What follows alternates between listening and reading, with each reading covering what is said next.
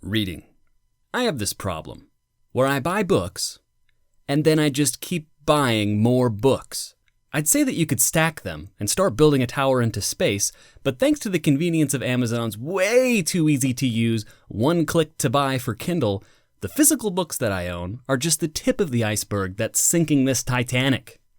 I know I'm not alone in this problem, and having books and the knowledge contained within them isn't necessarily the issue here. It's the risk of what could happen next, not having enough time to read them all. The Japanese language has a word for this phenomenon called sundoku, which means smashing the like button for acquiring books and never getting around to reading them. If you've dealt with solving this problem in the past, you've most likely went out in search of learning new ways to read faster and more effectively, which probably also immediately gave you targeted ads from speed reading courses with seemingly ridiculous claims of turning you into a reading Superman. So that brings us to today's question. Does speed reading actually work, or is it just a marketing gimmick? Short answer, yes. But don't believe the hype. If someone were to teach you to play basketball, you probably wouldn't expect to reach Michael Jordan levels of skill anytime soon, especially in the periods of time being promised in the speed reading ads. But speed reading is just that, a specific set of skills you can learn to help you overcome some of the barriers that are side effects to how we first learn to read, as well as for strategies for extracting the most valuable information out of a book to make the best use of your time. Over a decade ago, I went down the rabbit hole of practicing speed reading, and self-admittedly, buying into some of those programs with outlandish marketing claims. So for this video, we're going to bypass my mistakes and dive into some of the most practical things that I learned from speed reading. The first, and honestly the most important lesson that I learned from speed reading is to stop subvocalizing. When we first learn to read as children, we're taught to jump from one word to the next and sound it out. Even when kids practice reading to themselves, they sound out the words in their head. This may be a great way for kids to begin reading, but it quickly limits the rate at which you can read. For example, we speak at around 120 to 130 words per minute. So, if your internal Morgan Freeman is narrating the words you're reading, you're going to be limited to the speed of your internal subvocalization. But when you're driving in your car and you see a stop sign, you don't subvocalize the words that you're seeing. Your brain recognizes the symbol for what it is and relates it to its meaning.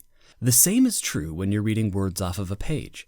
Once you realize that you can look at chunks of text without having to narrate them in your head, you realize that your brain does a great job of recognizing strings of words for what they represent and builds the mental imagery that you need to understand what it's saying.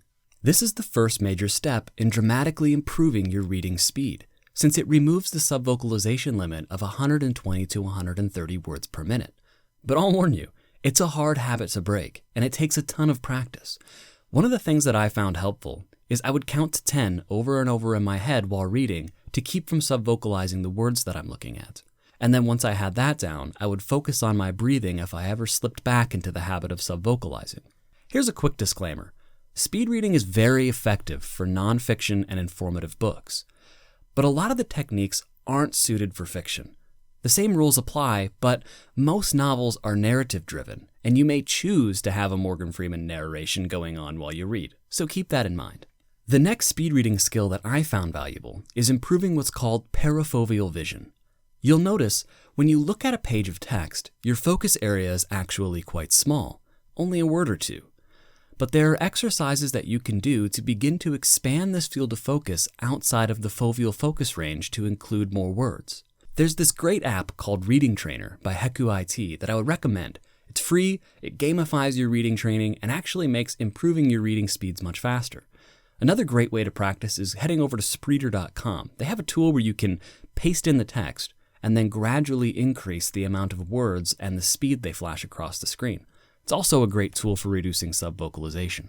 The last tip we're going to talk about today is an incredibly valuable tool, but also a bit controversial. Because when those speed reading gurus say things like, I read 4 books a day and this is how you can too, this is typically what they're talking about. And it's slightly misleading because you feel a little bit duped once you learn the super secret. This technique is all about how you read a book. Reading a book from cover to cover really isn't the best strategy. You have to ask yourself, what information do I want to get from reading this book? And then you have to begin breaking down the book in ways that get you to that goal in the most effective way. Here's an example of what that might look like. Read the cover flaps and the back of the book to get a general synopsis of what message the author is trying to get across. Flip to the table of contents and then start filling in a mental outline of the information the book contains.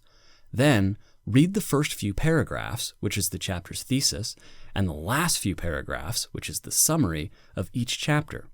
And any bold text, subheadings, and page graphics. Seriously, if the author is good, you'll be given a "this is what this chapter is about," and "this is a compact summary of what this chapter was about" just by doing this.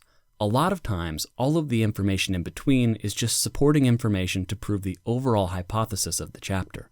At this point, you're going to be pretty familiar with the book, so you'll be able to take note of where the most valuable information for why you're reading the book in the first place is.